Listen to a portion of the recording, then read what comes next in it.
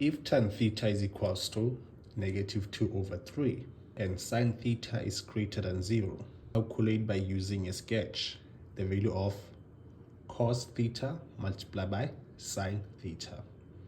To solve this question, let us write down what is given. We are given that tan theta is equals to -2/3, but we know that tan theta is the same as opposite over adjacent, which is the same as y over x. Remember, we were told that we need to calculate by using a sketch, right? Let us first figure the side on which we are going to draw our right angle triangle on, right? Remember that when we have a Cartesian plane like this, we know that this will be C, A, S, T. This is the cast diagram, right? We know that on the cast diagram, so we can determine on which side or on which quadrant we are going to draw our triangle on, either this one, this one, this one, or this one. To do that, we are going to look at what we were given. Remember that we're told that tan theta is equals to -2/3. We know that we are going to first focus on the side on which tan theta is negative. Let us go on our cast diagram. We know that based on the cast diagram, tan theta this side is positive. Tan theta this side is negative, so this side has better chances. Tan theta this side is what? It's positive. But tan theta this side is what? Is negative, even this side.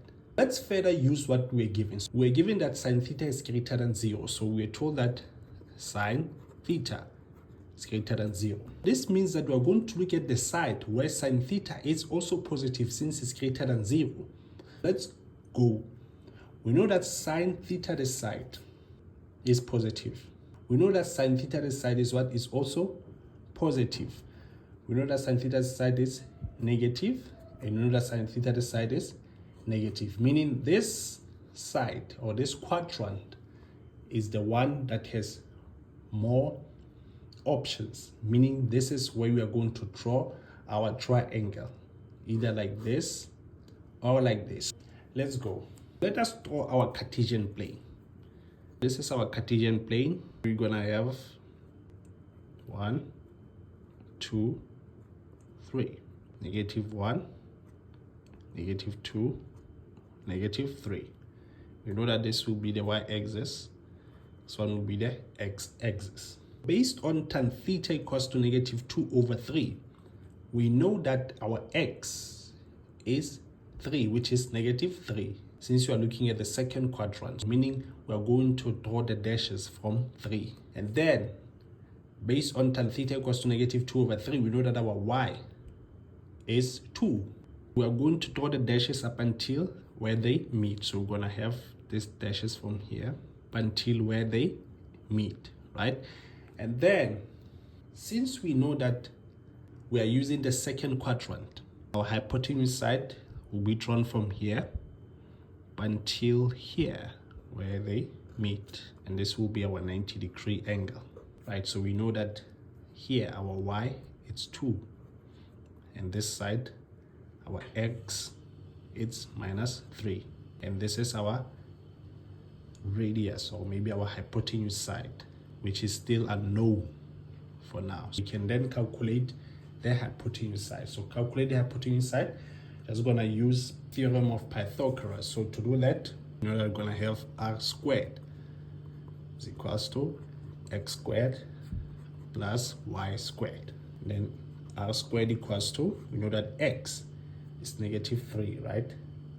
We're gonna have -3 squared plus, we know that our y is 2, so we're gonna have 2 squared. And then from this, we're gonna have r squared equals to, this will give us 9 plus 4, which is 13. Put the square root.